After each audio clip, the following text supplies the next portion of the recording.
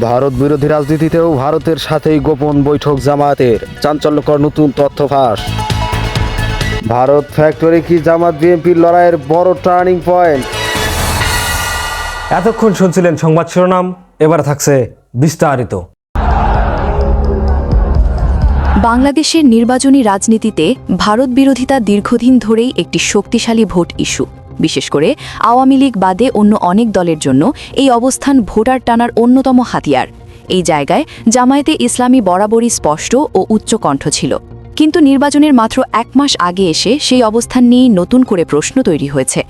আন্তর্জাতিক বার্তা সংস্থার রয়টার্সকে দেওয়া এক সাক্ষাৎকারে জামায়াতের আমির ডক্টর শফিকুর রহমান স্বীকার করেন, চলতি বছরের শুরুতে ভারতের একজন কূটনীতিকের সঙ্গে তার একটি গোপন বৈঠক হয়েছিল।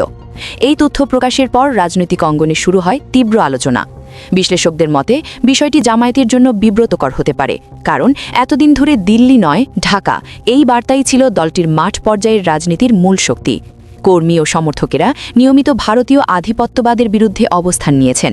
ফলে এই গোপন বৈঠকের খবর অনেক ভোটারের মনে সন্দেহ তৈরি করছে বলে মনে করছেন রাজনৈতিক পর্যবেক্ষকরা। এদিকে ২০২৪ সালের ছাত্র জনতার গণ অভ্যুত্থানের পর জামায়াত নতুনভাবে নিজেদের রাজনৈতিক অবস্থান গড়ার চেষ্টা করছে।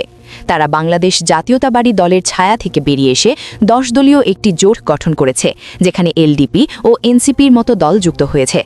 বিশ্লেষকদের একাংশ মনে করছেন, আন্তর্জাতিক বাস্তবতায় ভারতের সঙ্গে ন্যূনতম যোগাযোগ রাখা জামায়াতের কৌশলগত সিদ্ধান্ত হতে পারে।